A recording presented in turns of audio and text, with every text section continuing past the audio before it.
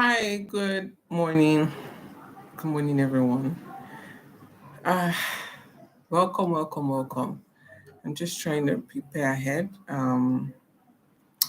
before we start. So if you're here, tell me where you're joining in from Lagos, from which part of which part of Nigeria are you joining us from? So please let us know. And please also let me know your expectation for today's session. Yes.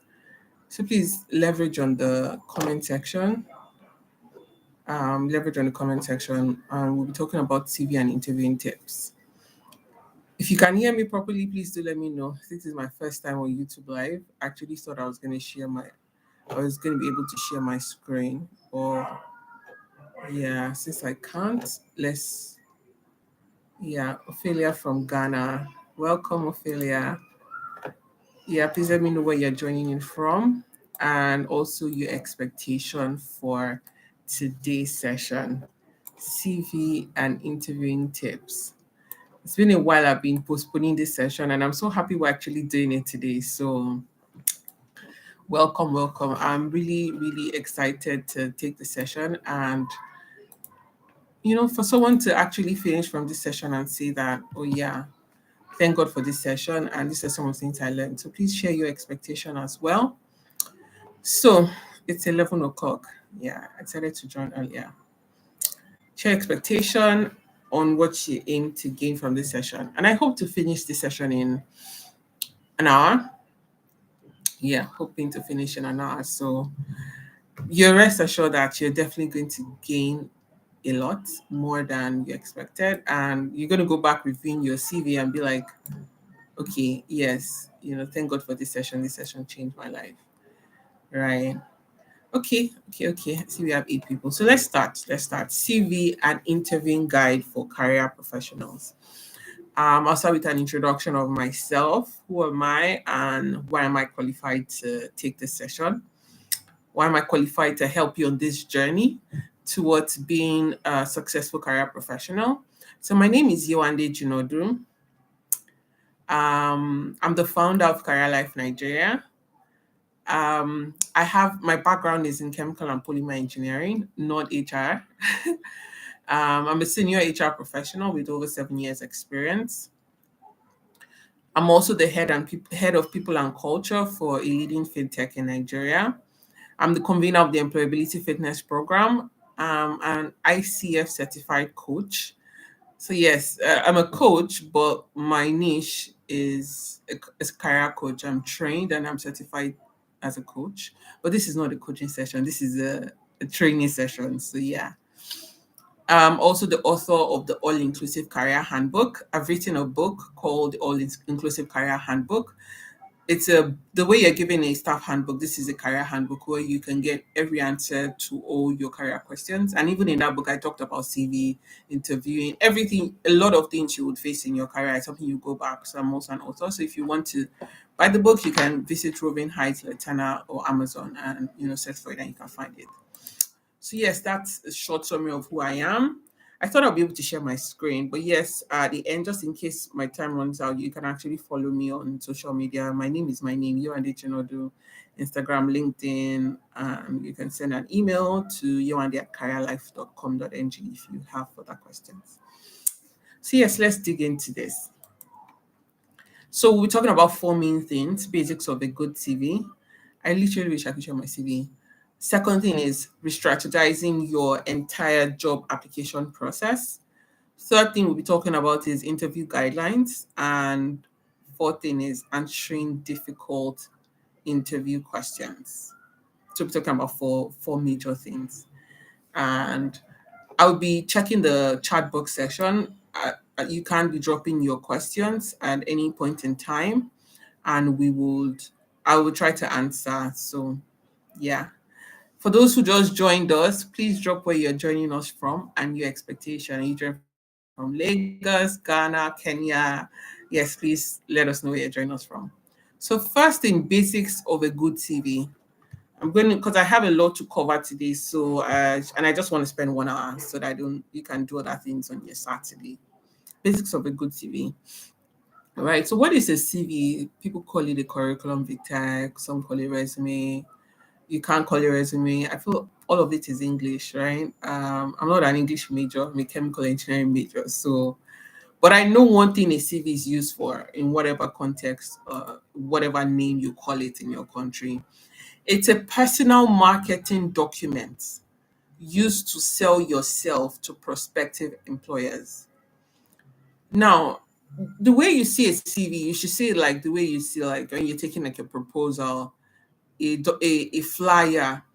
You want to sell your goods. You open the shop or you open the store and you want to sell your goods. You design marketing stuff for it, right?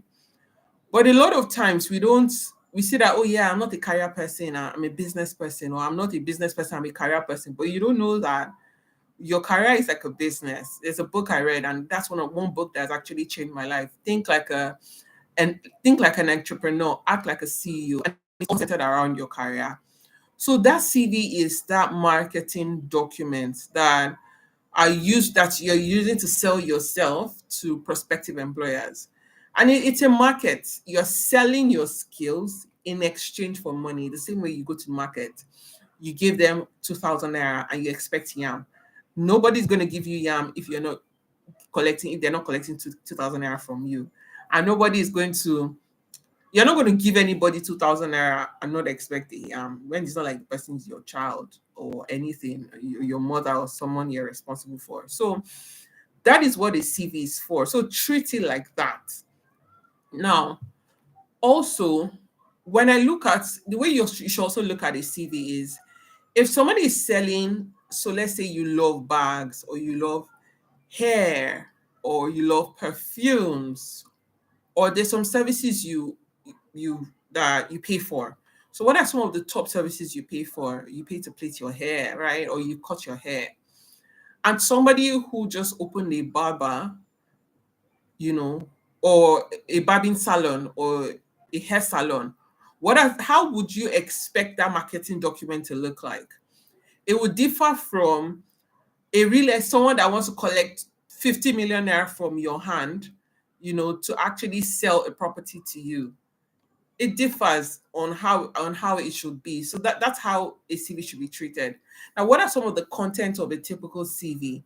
What are some of the things that should be in a CV? Number one, I wish I could share my screen, but I'll just talk about it. Your full name. This is me imagining the way my CV is. Your full name in bold. Um, Two names is fine. Three names max. You don't need to tell us all the 11 names that your father gave you, right? Your house address, and that is very tricky. In this era of scam, this is Yewande advising. Now, most times when they say CV, the way you would want to see a flyer for a barbing salon differs from the way Timmy would want to see a flyer. So one thing about CV is there's no hard and fast rule to everything. Don't overstress yourself. One recruiter will say don't do this, another recruiter will say don't do this, and they'll be like, you're confusing me.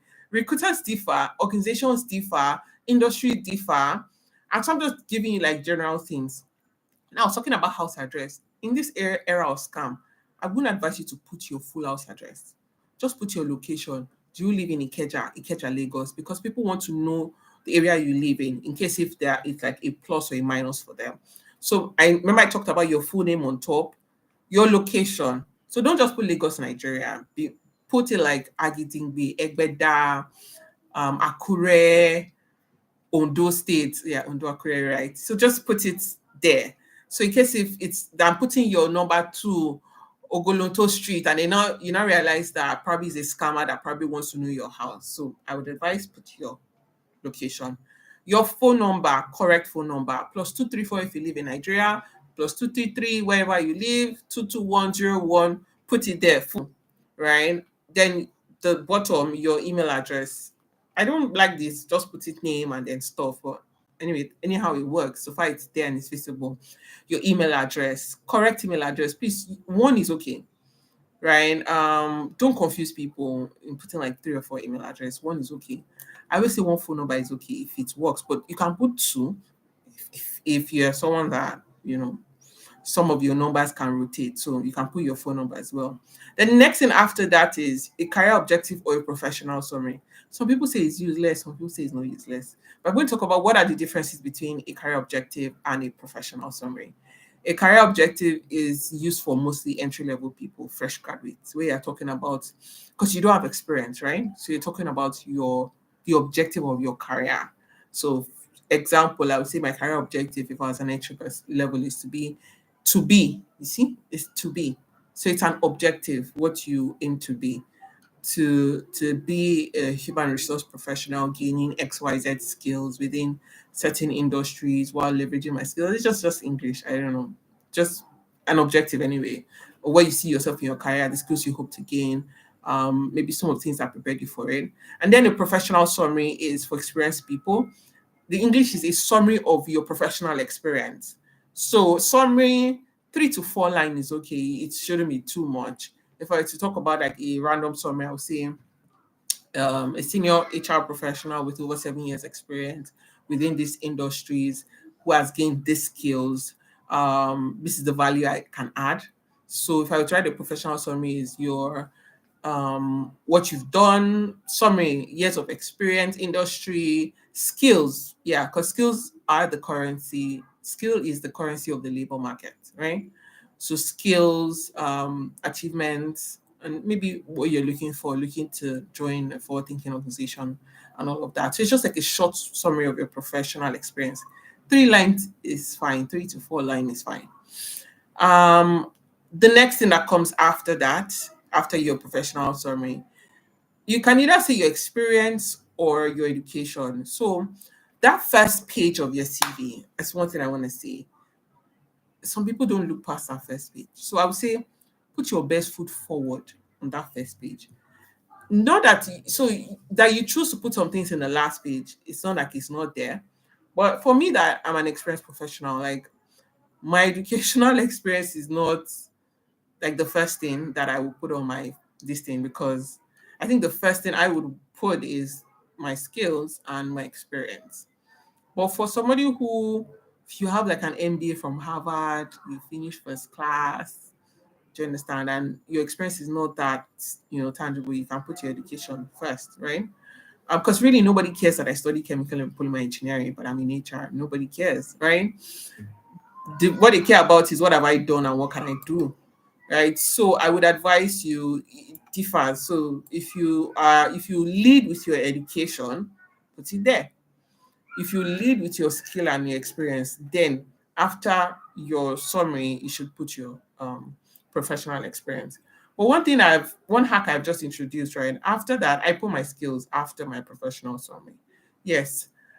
So I create a table. I wish I could share my screen. Unfortunately, I can't. I create a table, two tables, two rows. Yes, I put at least like 5 skills in each of the tables. Then I make the table invisible, right? Or you can just list it there if it's not too much.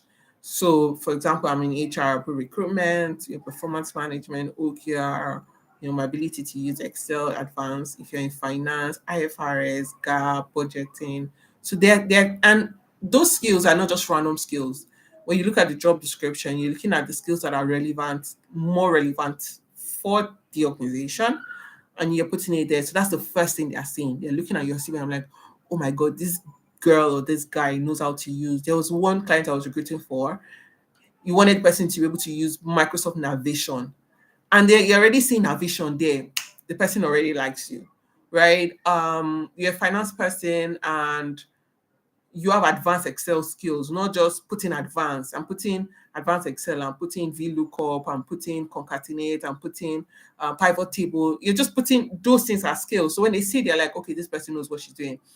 Or you're an account person or you're somebody that needs to, with software, maybe, I don't know, you're a software engineer and they need languages like Java, Golang, PHP, Laravel. Those things are the first thing they see there. So after your professional summary, put that skills there. So again, it's not cast in stone. If you're entry level, put your education first, right? And then put the skills afterwards, because you're still learning some of these things. So if education is what you are leading with, that first page, put your best foot forward on that first page. Then your experience for sure. Experiences, I'm going to talk deeply more into that. Employment history, achievement in each role, relevant hobbies and interests. Take note of the relevant. Don't want you to be putting some irrelevant things there. So if you are, yeah, if some hobbies align with that path, you can put it there as well. So I put in like some samples here on the slide, but I can't share my screen. So yeah. So I'll just move forward to important tips for a winning TV. Important tips for winning TV. Right. So first thing is, don't save your CV as my CV resume. I've seen some people 01100 ABC, they just save it as random things. Your CV should be saved with your name. My name is Yewande Jinodu. My CV is saved as Yewande Jinodu CV. I'm not farting. I've seen somebody who sent me their CT scan results, their pregnancy test results as CV. I've seen it before. I know the person's name because the person saved it in their laptop as a random name.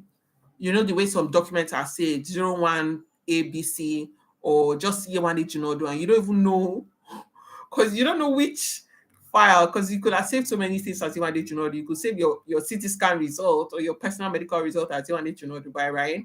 So save your CV as your name, CV, Yewande Jinodu CV. If I change the CV and I modify it, I'll put Yewande Jinodu CV1 or Yewande Jinodu CV 2023. Something that you cannot mistake when you are attaching. You don't want your village people to follow you where they are going to, and then you go put the wrong thing. So one tip for a winning CV is save it properly.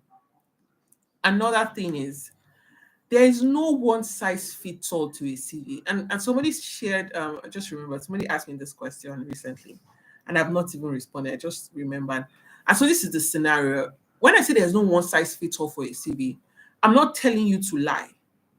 I'm not saying you should have 20 CVs and you don't even know which one and you are a liar, because I see people and I'm like, guy, I did try for this thing, you don't feel bobo meal, right? So I'm not saying you should like. This is what I'm trying to say. I'm going to give a real life scenario for you to understand why a one size fits all is not good for a CV. And I'll use my profession, or let me use finance, right?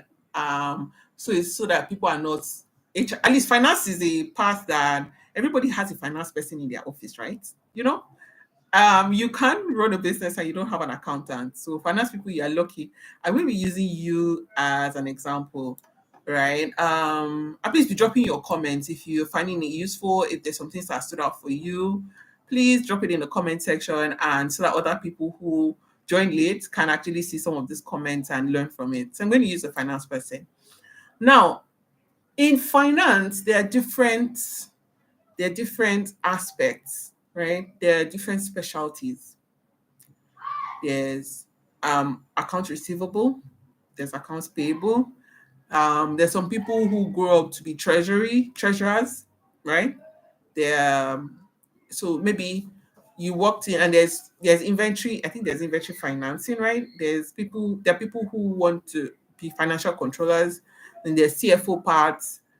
There are different specialties. There's management accountants, right? I've learned this thing. There's management accountants. So there's some people who are tax people. Yeah, they're tax people.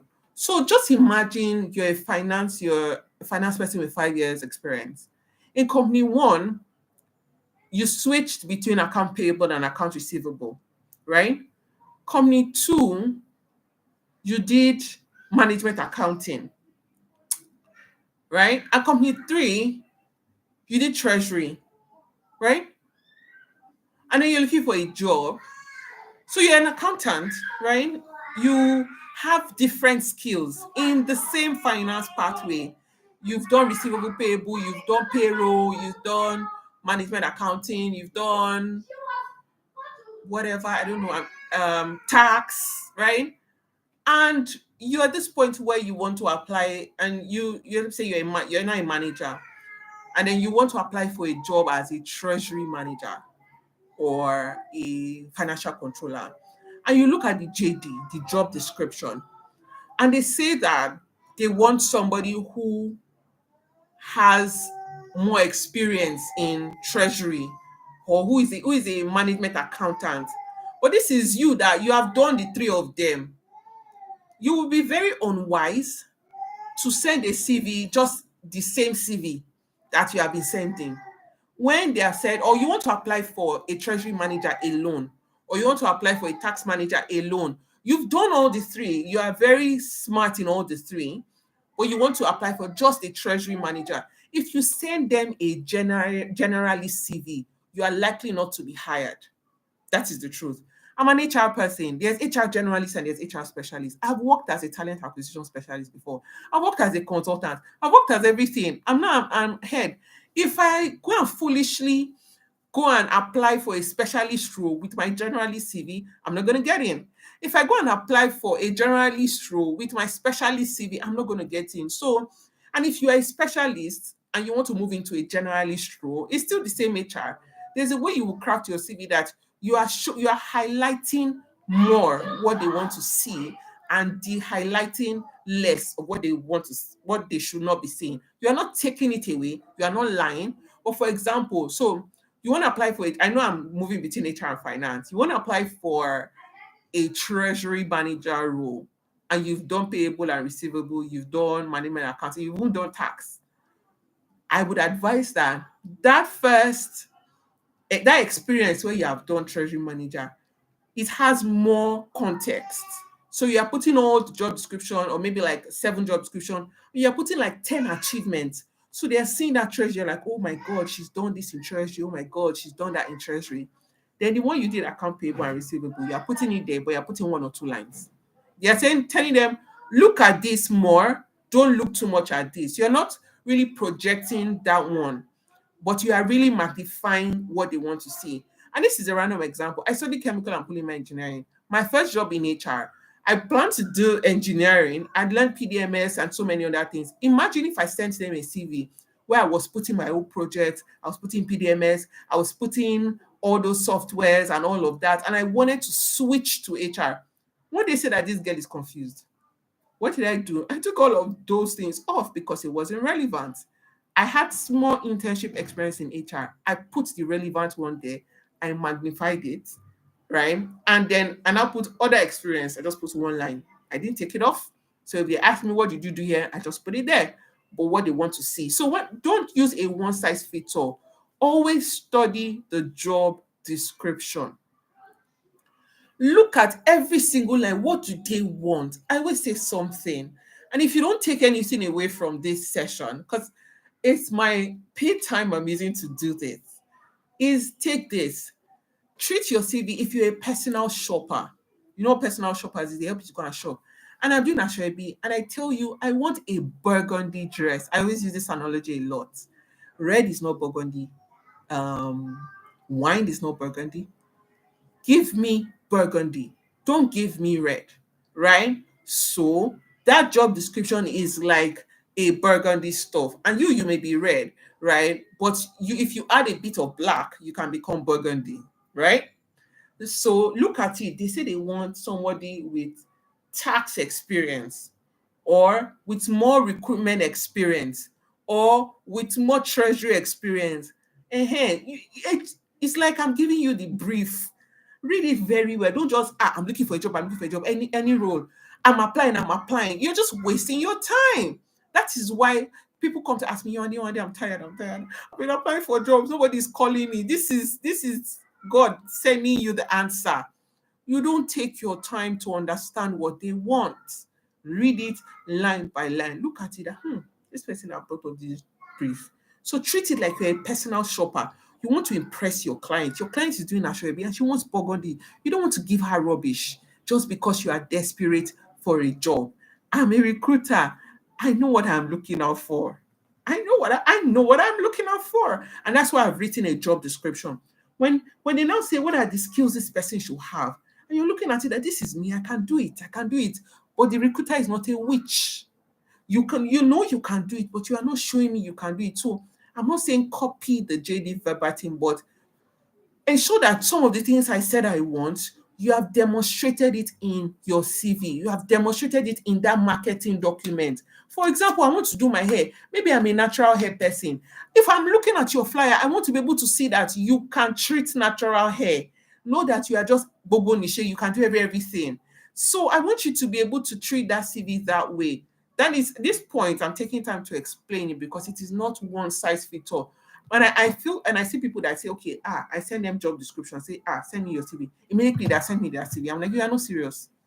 How can you send me your CV in just 5 seconds? Is that CV that you have been sending to all the employers? And you think that you praying NSPPD morning and night will make the person change their mind? No.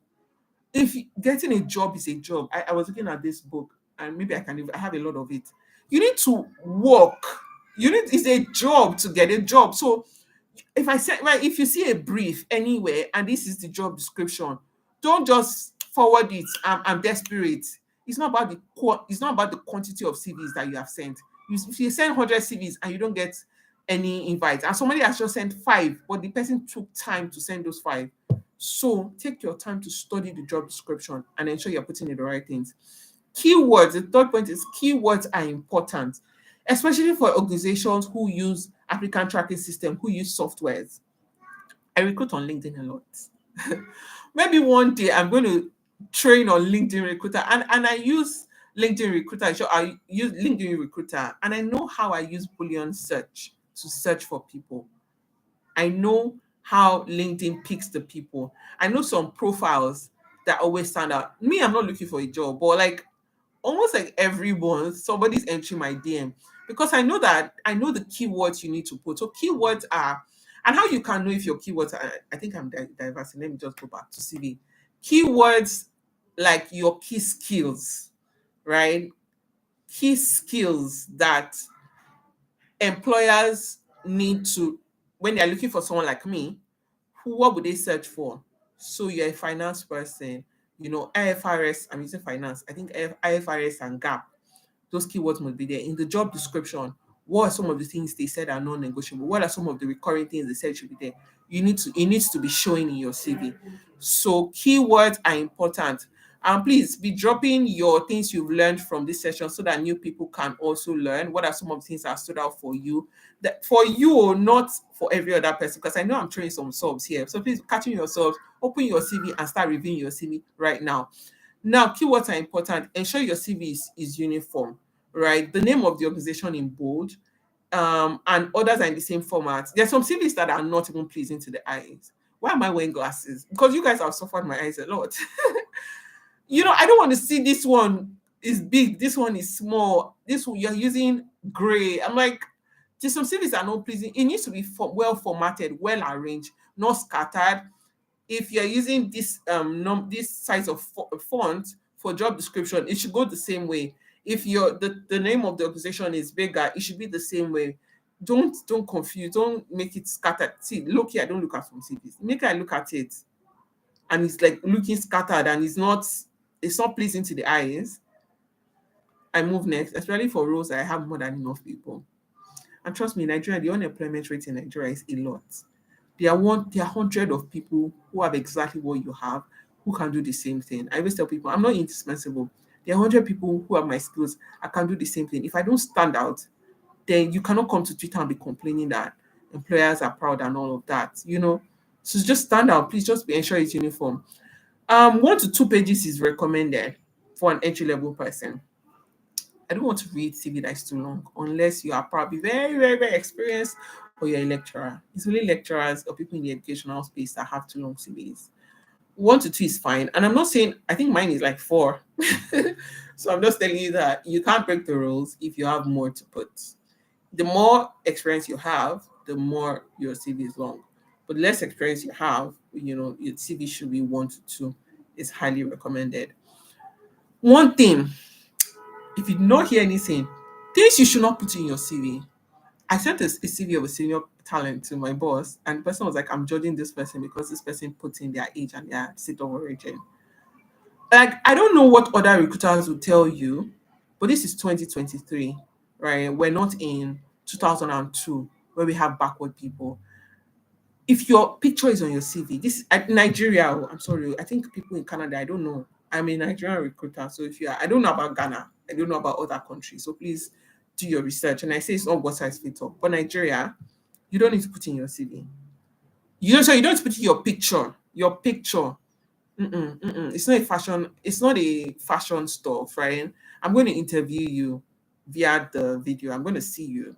Pictures can be distracting because you can put a picture and somebody will be like, "Look how this person eyes is. Look how this person noses." People can prejudge you. Yeah, so don't go and kill yourself before it even starts. Or this person is too black, person is too fair. She will not come and be eyeing our MD. Like you don't want that bias. You don't want that. So your picture, your age, unless stated. Don't go and say you are the unless they say that you must put in your age. Please remove your date of birth. Remove your age. Why? Why? This is why it avoids prejudice. What is prejudice? I am judging you before I see you, and that is job. That's the job of recruiters. They judge you, so you don't want somebody judging you before seeing you. You don't want. If you want that, please, by all means, do that. Because you go and find out that I go and see people in 1999. I'm like, so I'm seeing people 1998. I'm like, my junior brother is even older than this person. Why does this person want to come and collect 700,000? You don't want people doing that to you. Because look, if I say that you are born in year 2000, I'm like, this person is even a small child. Though. I'm born in 1998, 1997. I mean, in my mind, I'm like, I don't even know that people in 2002, they already entered the workforce. I'm like, people that are born, this is 2023. So people who are 2021 have entered the workforce. But in my mind, 2003, and I didn't know that they are old enough now. And I don't want to be judging you, right? Or that you are born in 2000 or you are born in, and some people are saying 1971. This person is too old. No. Do you understand? So remove your age or your date of birth. Remove your blood group. I don't understand. Why? Some people, I've seen it, your religion. I don't want to judge you that this person is a Christian or a Muslim. Remove your religion. Remove your state of origin. Nobody cares if you are from Benin or you are from Lagos or you are from Ondo. Remove your religion, right? Remove your tribe.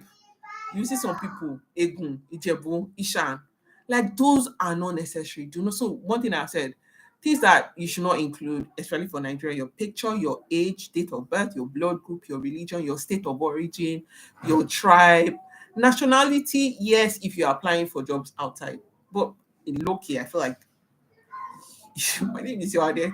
I don't want to put that I'm in Nigerian, right? You can remove it. It's not necessary unless stated. Age, if they say state it, please don't go and say Yoade said. But please, unless stated, remove those things, right? If I'm talking to you, please only with your full chest and go and remove it. Now, it's better you send your CV in PDF. Now, this is another tip. Now, there are two ways. If you're applying through an ATS, an applicant tracking system, a recruitment software, use Microsoft Word. Hear it again. Why? Because sometimes PDF can be very complex when they are trying to break it down for you. So unless you are applying through an HRMS, an applicant tracking system, or a software, right, that is meant to filter your details, use Microsoft Word. But if you are applying via email, the recruiter says send your CV to this email, or you want to send it to somebody's WhatsApp, please do not use Microsoft Word. Take note, use Microsoft Word, let your CV be in an MS Word format if you are using a software. But if you're not using a software, please PDF your CV. Because I feel like, no, I don't feel like Microsoft Word scatters your CV sometimes. So save it as PDF. Point 1, 2, 3, 4, 5, and point 6. It's better you send your CV in PDF format for email and WhatsApp, and MS Word for ATS. ATS are HR softwares or applicant tracking system. That is what I would advise you to do. I'm talking from experience. So if you think I'm just giving you format, I know what I'm doing, right? And you will thank me later. Use black readable fonts. This is point 6. 1, 2, 3, 4, 5.6. Use black readable fonts. Don't Your CV should not be in colorful blue, unless maybe your CV, you are a product designer or you're a designer that you're trying to like sell your design skills. But if you're just a normal person who wants to apply for a job and you're not a designer, your CV should be in black. If it's gray, I can't see it. If I cannot see your CV, if gray, it has a way of like not making it easily readable. I don't read it. If it's in gray, fancy blue, it's a color blocking, nah. Black readable fonts, not those fonts that is cursive and it's like you're almost reading Chinese and you're like, is it me that you expect to read this TV? Right? Use fonts. I advise Calibri size 12. You're not too small, not too big. So black readable size, Calibri size 12. You can use Arial as well. Those fonts that are easy to read. Another point is download Grammarly. We know that English is not your first language, right? I don't understand English. I studied engineering, right? I have Grammarly on my system. Sure, it's right here. Download it on your laptop, download it on your phone, so that your village people will not go and follow you inside where they are not meant to follow you inside, right? Ensure that there are no grammatical errors on your CV because it can, sometimes when you say you don't understand English, when somebody makes mistakes, you see it.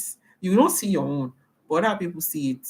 So yes, let Grammarly help you see it.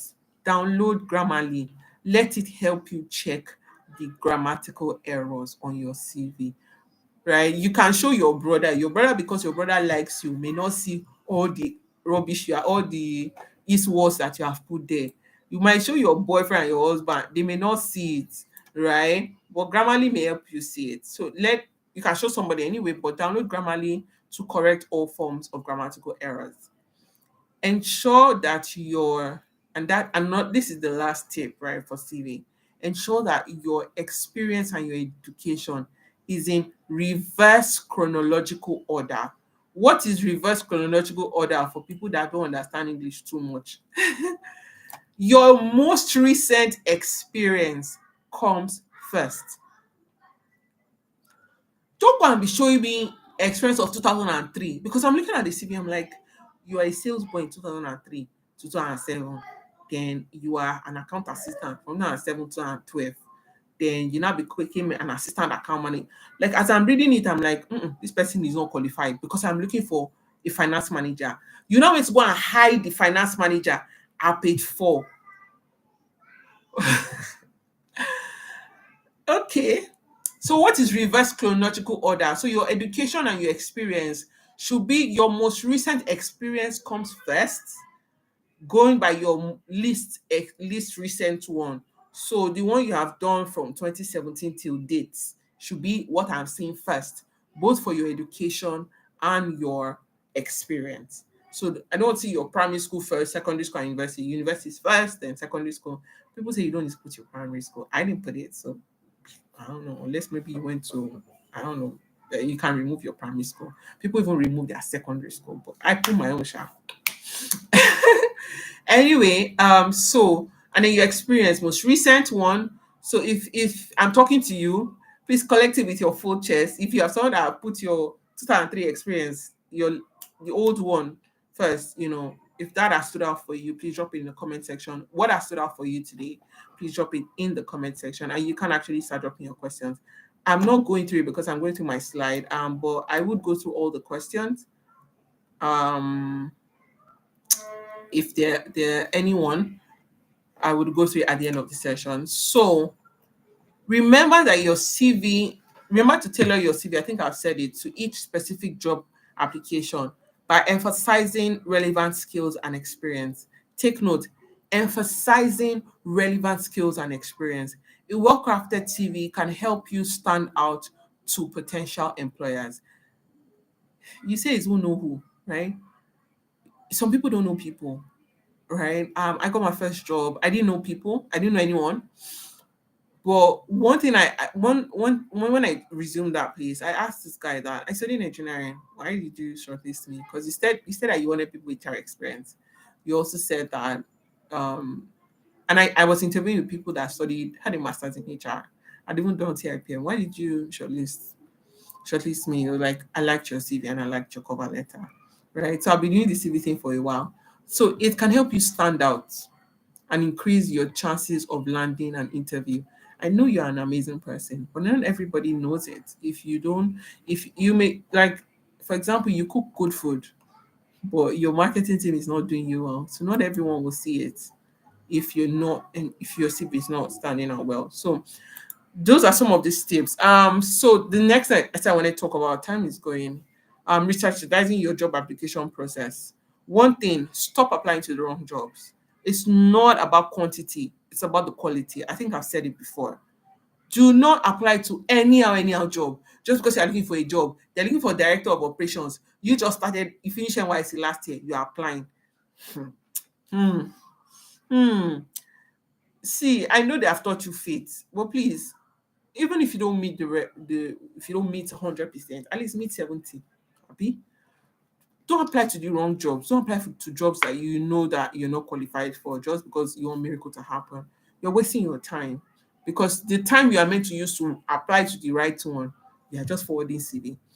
Put in more effort in each job application process, at least 30 minutes. See, when I was looking for a job and I was really looking for a job, every job I want to apply for, I take my time. I have CV already, to read the JD, to reward my CV in a way that fits what it wants. So put in more effort, right? It's I'm not I pray a lot, but when you put in that effort, you will see the result, especially when you know that you are authentic. Research, rewrite. I put some of these things. Research. I always research even jobs before I apply. It's not just when they call me for interview, because I want to put my best foot forward. If you're a salesperson, you want to sell to a client. You don't just barge in there and come and start speaking rubbish. You would have researched about that client, because you know that you have target and you want to make money. But you don't treat your job application process that way. Why? So if you know that you are that problem solver, you want to solve that problem for that company, research, rewrite. Don't lie. I'm not saying rewrite that is entirely different, but write in a way that you're saying, okay, and this is so. For example, you're a bank, they offer deposit, they offer loans, they offer different things. But you're a salesperson, you go and carry the whole proposal of all the bank is doing when that person is just loans they want. So you need to craft the proposal to solve that person's problem. That is what you are doing in rewriting. You are not lying, and you are not saying, they say you should write your CV. You're not going to go and be rewriting rubbish. Rewrite, rearrange. Now, rearrange is which one is more important to this client, to this customer. So this person wants to see loan first, right? We all use banks, right? That's why I feel like it may appeal to you. So this person's problem is loans. This person's problem no is POS. So rearrange it. So this person is seeing this thing first and re-add. So there's some things that they say they want that you did that time that you do not know that it was important. But now it's important now, but it's not important for that thing. So you can add some of those things, some achievements that you think you've done, that you think are relevant to this organization, or you think will speak more to them.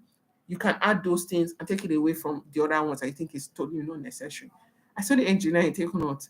I've done some things in engineering. If I tell you, I've gone to people and learned biogas production. I've done some other things, right? Before I moved into HR, I'll be very stupid to write my HR CV and go and put all of those things there because it's not necessary. But if tomorrow maybe something, maybe they need an HR with an engineering background, with biogas engineering, what would I do? I want to resurrect all those things I did that time and I'm going to put it there. Follow instructions. My brothers, my sister, don't go and say they said you should not put age. And Access Bank says that they want people from 22 to 27, and you're actually 24. And they said it, Access Bank say you must put your age. You're not gonna say they say you should not put your age. It's not me that send you message. Whatever instruction they said, some people will say save your CV, send one page CV. Some people put it there. You now go and say when they said is 1 to 2 pages, 1 to 2 pages is okay. No, if they say they want one page, find a way to squeeze it and put one page. If they say they want it in this format, put it in that format. So follow instructions. Some people will say the title of your email should be the title of the role. You coconut head, you will just go and put CV, looking for a job, help me, my mother is sick. Whatever they say, read everything, follow instructions. Some people say they will specify how the title should be, because so that they know that when they want to filter, it should be fine. Put it that way. Now, intention, write a good cover letter. Now, cover letters, like, mm, my experience, so I don't know about other people. It's 70-30. 30% of the time it can help you. 70% of the time people don't read it. Right? And when I say put cover letters, don't attach a separate attachment for cover letter. If you're sending an email and you want to put a cover letter, let it be at the body of the email. So that's what they are seeing first. I did that thing and it worked for me once. That was when I wanted to move into HR and I studied chemical engineering. The cover letter I wrote, I was putting in that, see, this is what things you say you've done. This is what I've done. Before you open my CD, at least like me small, right? It worked for me once, but these days, some days I don't read it. Some people read it. So if it can give you an edge, so write a good cover letter. If you feel you are somewhat disadvantaged and you want to probably have an edge, because everybody is sending CV. Yeah, everybody's sending CV. What do you want to do to make you stand out? If you can write a good cover letter, do so. Intention and this is, I mean, the second point of re-strategizing your entire job application process. Intentionally build a network and leverage on that. What people that are complaining, it's people that know people. It's people that know people. What's stopping you from knowing people? Do people know people from their home? A lot of people that know people, it's not their parents that connected them. It's not. A lot of the network I have, I didn't get any from my parents. I built it. I put in on work to it. So if you're looking for a job, yes, knowing people helps. Go and know the people. Go and find them. Introduce yourself. Give value and get value. Your job application, and this is for example, if you want to come into HR or you want to switch careers, HR is a part, and even finance. So many, they're parts that everybody knows themselves. If I'm looking for an HR intern, I'm not going to go and put it on Hot Nigerian Jobs because I have so many people in my DMs asking me that they're looking for a job. I just can't find or have people in the career life community, right? You belong to a community. So community members help themselves. So when I say build a network help is like a symbiotic relationship and leverage on that. If you want to come into HR, you kind of have to. So people and you maybe you have 5 years customer experience, service experience, and nobody wants to take a chance on you because they don't know you. Why don't you build a relationship with somebody that will take a chance on you? Join one of the networks, give value, contribute, be seen, build that relationship, and then they will take a chance on you. I know people who have switched careers because somebody took a chance on them, but they didn't take a chance on somebody on the street because nobody owes you anything, right? So build a network, join a network, add value, be visible, and when opportunities come up, they will remember you or they'll refer you or they'll say, wow, somebody's that time, okay, I take. So people come to my DM, I'm like, oh, I'm looking for somebody. I'm like, oh, there's so many people, let me share with you. Just because they already belong to career life community. So if you don't belong to career life community, that's a place to start from.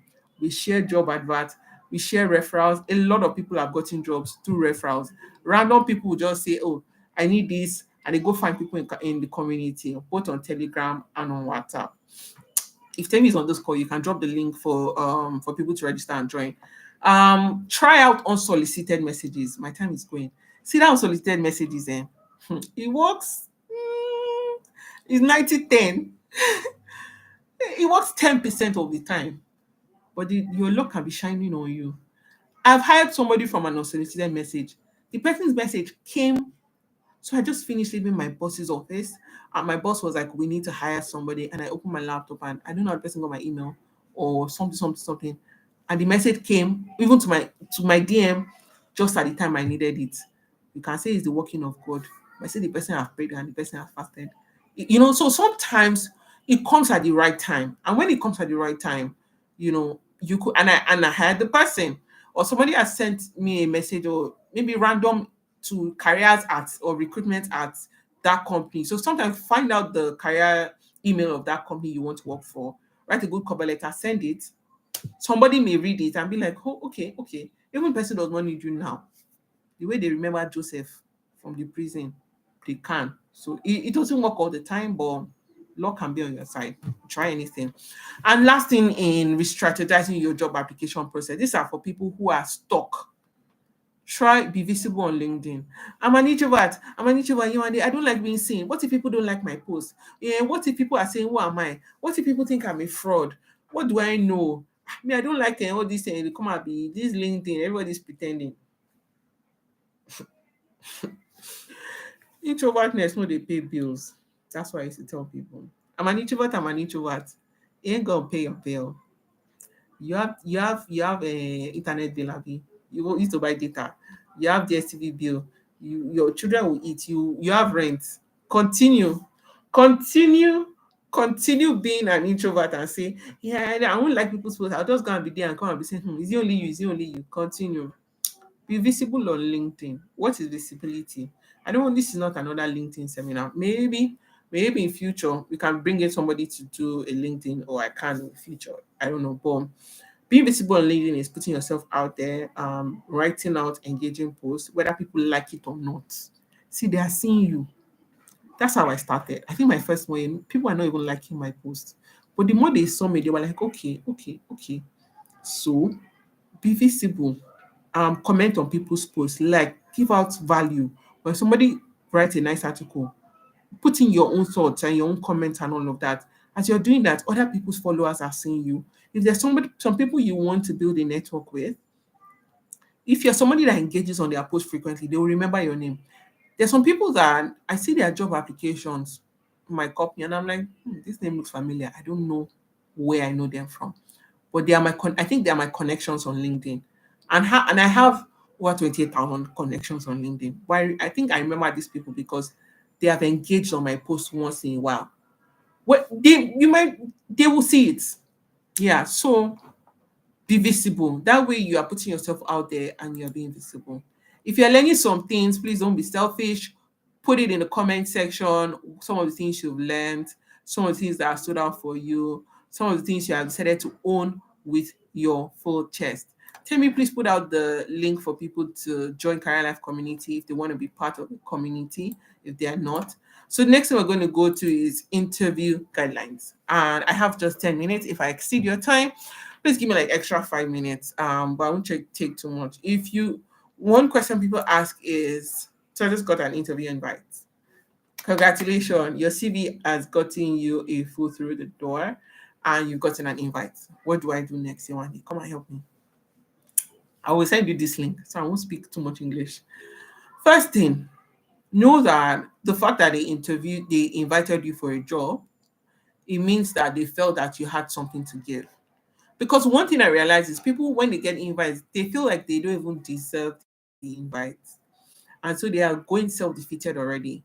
Yeah, they saw your CV and they invited you. So you're worth it. If you're going as somebody who feels they're not worth it, if you don't see your value, nobody will see your value. See, there's this quote that says that if people won't see your value, don't let that be you. Don't let that be you. So, first thing with interview guidelines, do your research. Do your research. When I ask people, what do you know about this company? They say, yeah, I've not really read much. The invite came yesterday. Yeah, so I didn't even have time to Google. And I'm like, hold up, hold up. You want to come and work for us and you don't even know what we do? Do you even know the problem you think you'll be solving here? So do your research. Google is your friend. Beyond even what is on the general page, go to the news. You know, there's Google, there's images, there's news, there's maps. What are some of the things that this company has published recently? Did they recently launch a new product? Did they recently raise funds? Did they recently do a partnership? You can read some of these things there and use that as a talking point. Then it'll be like, this person did their homework. You know, they'll be like, you recently had a partnership because I know you recently had a partnership, let's say with Flutterwave to be able to process your this thing. Seeing that partnership, I know that my skills will help you with blah blah blah. They're like, how this person know? The person did their homework. So do your research. Imagine yourself there, imagine the problem you're solving. And for me at this level, when I'm preparing for an interview, it's not like that I will come and be reacting my question. Sitting and researching about the company, I already know what I'm going to say. But for someone who's not as experienced as I am, research properly. Another thing, dress appropriately. You will think that this thing is a given. You think that this thing is basic. I can't remember the last time I interviewed somebody physically. I cannot remember. All the offer letters I've sent out, I've never met these people. And now people are now taking video interviews for granted. I know people who have lost senior people. Like, you think that they are senior, they should know the right thing, right? And maybe because senior people, they have this pride. They just I've legit seen somebody that wore sleeveless for an interview. I'm coming to just do a YouTube live. You guys did not pay. I'm properly dressed. My neck is covered. I'm not wearing bra hand. I don't need to show. What market are you selling? Are you selling your breast? Are you selling your hand? So dress appropriately. Like, guy, we know that you've gymed. We know. Is that what you are selling? Is that what we are paying you for? Right? So, like, I need to state it there. Dress appropriately. Look like a normal human being. Because people have lost opportunities with that. Even with video interviewing, like, I'm using a laptop holder, so it's ensuring that my laptop is high. Right? If I put it down, like, but I'm putting it up, you only need to see my face. Do you understand? So, like, your phone, your laptop should be. I'm not allowing you to see only my nose. Some of these our mommies that is only their eyes that they are seeing, right? You ensure that it's well placed, and your face, which is what they need to see, is being seen, and your address, your something is covered. You're not everywhere, is not showing that you are selling your body. I don't know, let's maybe you are going for another kind of interview.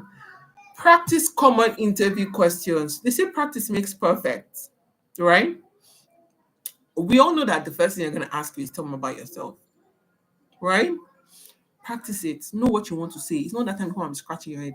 Um, um, I'm from Ijebu. I worked in one place. Practice it, right? Some of the question is, why should we hire you? So you should be able to practice. Okay, why should they even hire me? I don't want to hear it's just because I have the experience. These are the experience I have. These are the skills I have. These are the value. Remember, skills is the currency of the labor market. These are some of your achievements. I've looked at your organization. I've seen that these are some of the things you need. I've looked at the job description. These are some of the things you need. This is what I've done, and this is how I'm going to help you. So practice common interview questions. Another thing, for behavioral questions, use the STAR approach to answering your questions. What is the STAR? Situation, the task, the situation, the task, the the activity, and then the results, right? So tell me about a time. When they tell you about, tell me about a time where you had to deal with an excuse driven employee or a difficult boss, or tell me about a time where you had to collaborate with team members. That those are behavioral questions. They want to see. Don't just go and say, there's one, you just answer haphazardly. So use, what is the situation? Tell me about a time where you had to deal with a difficult colleague. So the situation, I had a colleague who was not sharing information with me, or I had a colleague who likes to throw me under the bus. That's a situation, right? What was the task? I had to work with this person, right? And we had to work together on this project. What was the activity? What did you do, right? I had to communicate to this person that this is how I like to be worked with. I had to let this person know that these are some of the details I need to be able to successful on this. This is how I manage this situation. I didn't treat it like any. I didn't treat this person like any other person. I was very specific on my details. I ensured I documented these things. I'm giving an example of a difficult employee. Every communication I make with this person, I document it. And what was this result? This person could not throw me under the bus again because I was two steps ahead. I documented most of my conversations. I sent emails to this person. I communicated these things, and because of that, I could work with this person regardless of how difficult this person was, because I was able to do some of these things, and my result was we move forward in the business and we're able to successfully close the project. Won't you hire me? No, tell me in the comment section. Won't you hire me? I'm waiting. Oh, won't you hire me? Right? So STAR approach, what's the situation? What's the task? What's the activity you did? And what was the result? When answering behavioral questions, use the STAR approach. Last thing, ask questions. Do you have any question for me? No, no, I'm okay. Nah. Interviewing is two ways. The kind of questions you ask at the end can spoil all the good work you have been doing. Or if you are saying rubbish in my mind, I'm like, I'm not going to hire this person. And you ask some kind of intelligent question, I may change my mind. Don't leave an interview without asking questions. Someone will say, what if I don't have any question to ask? We plan the questions you want to ask before the interview. Yewande said so. Who said so? Yewande said so. Yewande Chinodu said so. Plan the questions you want to ask before. You must ask one. Why? You have to be curious. I don't think any organization wants a person that is not curious. Ask relevant questions. I've written an article on some of the questions you need to ask after an interview. I know I've written it. Check Career Life blog, careerlife.com.ng/blog. And if you belong to the Career Life community, I will find it and I'll share it on the Telegram and WhatsApp community. And my book is also there. So ask questions you can ask in every interview.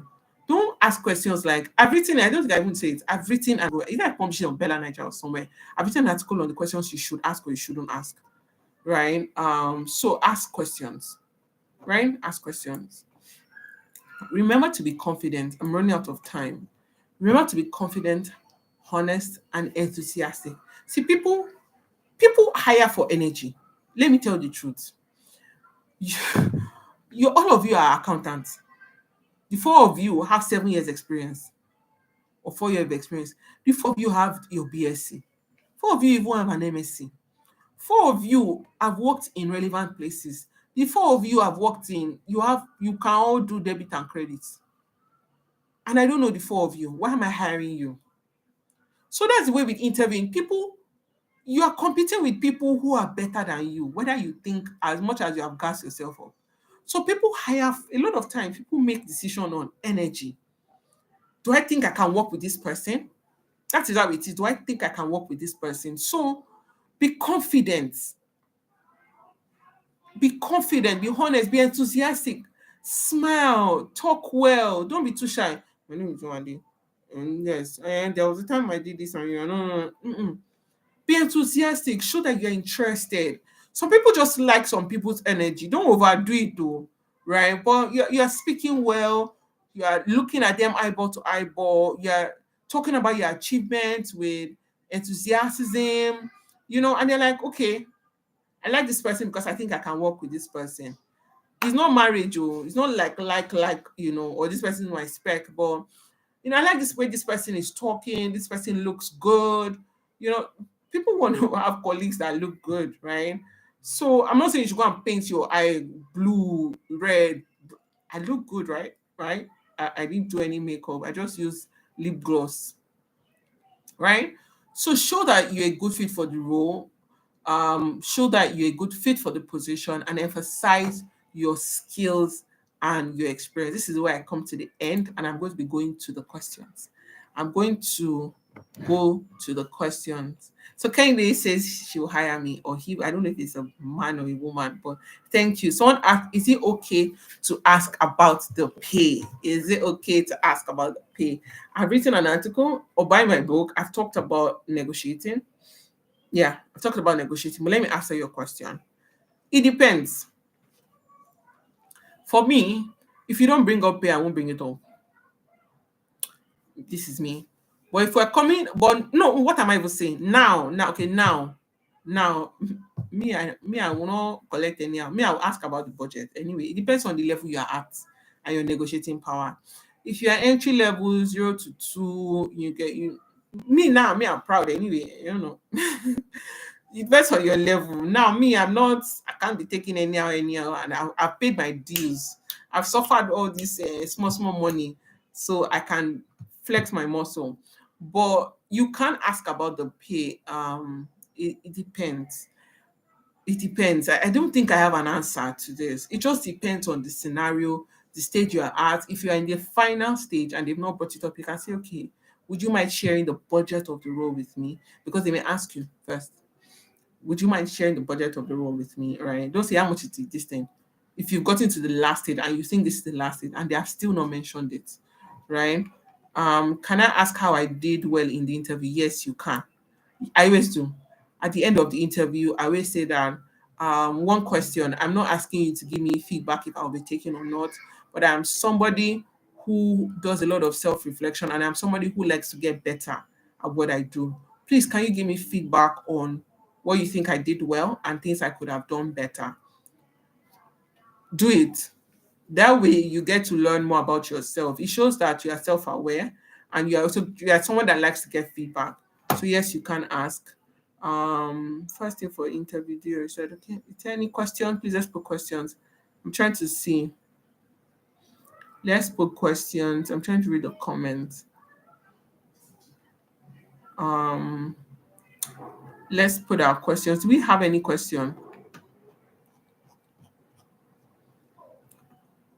Feasibility is one can be working, though it can be frustrating when it feels like no one is seeing, but not giving up and it makes it better. There's one thing I learned. They said content is king.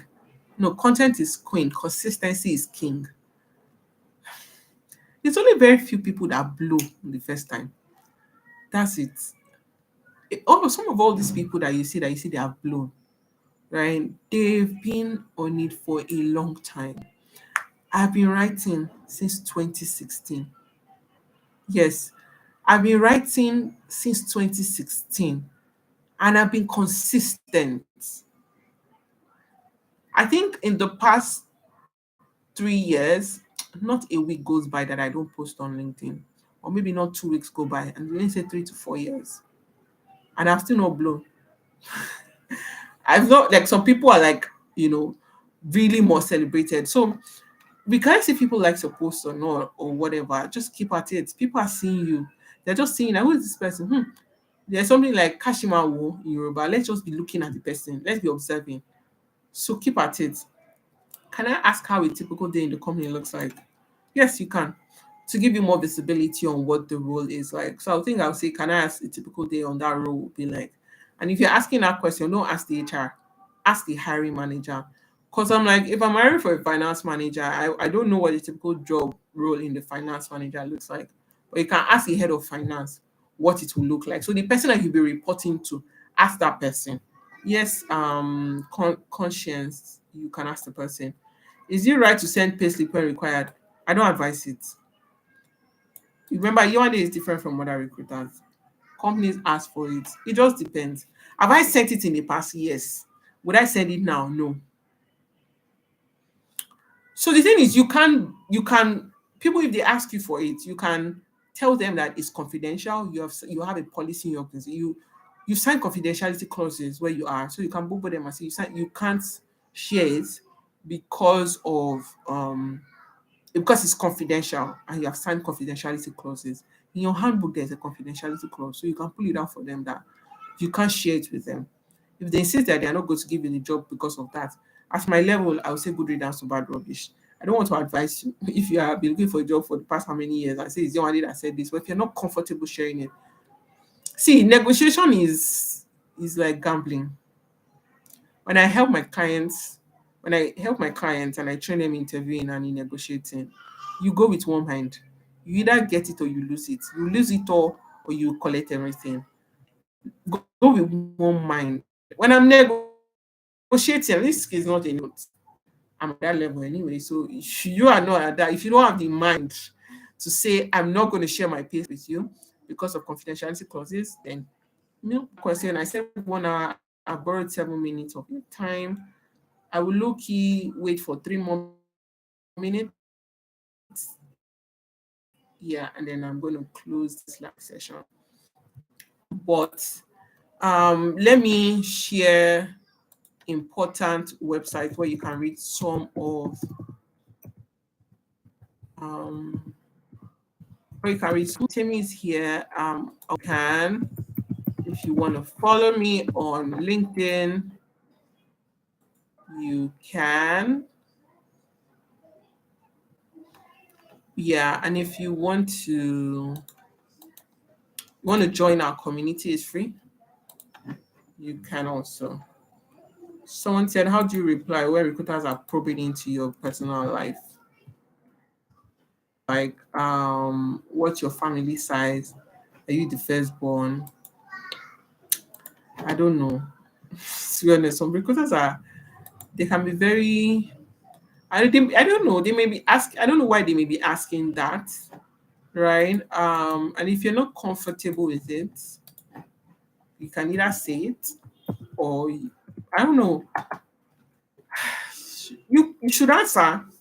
What do you do? I don't know. How do you when they are probing? If I don't know, if you are not comfortable, you can say you're not comfortable answering. But it just depends. If they're asking you personal, like family size, yeah, you can just answer them. I don't know. Are you the first one? It won't kill you if you answer like, okay, I'm the first or second. Maybe they want to know if you're a leader or something like that. I don't know. If you want to say you are not comfortable with it, you can't say you are not comfortable with it. So anyone that works. If there are no other questions, I will be ending this live in the next 1 minute. Please share this live with you can see it, you can share it, you can go back to it, and you can review it. Does it mean the application through Google link should be in MS Word? Google, if you are no, it should be in PDF. If you are filling a Google form, you are attaching your CV just like you are attaching it to an email. So use PDF. Afolabi Olashile, have I answered your question? This is where I come to the end of our live. Thank you very much. Join our community, and I'm trying to look for our community link. Yeah, I'm trying to look for the link to join our community. But yeah, if you go to Career Life Foundation, the link is there as well. So thank you very much. Have a nice weekend ahead. Bye bye.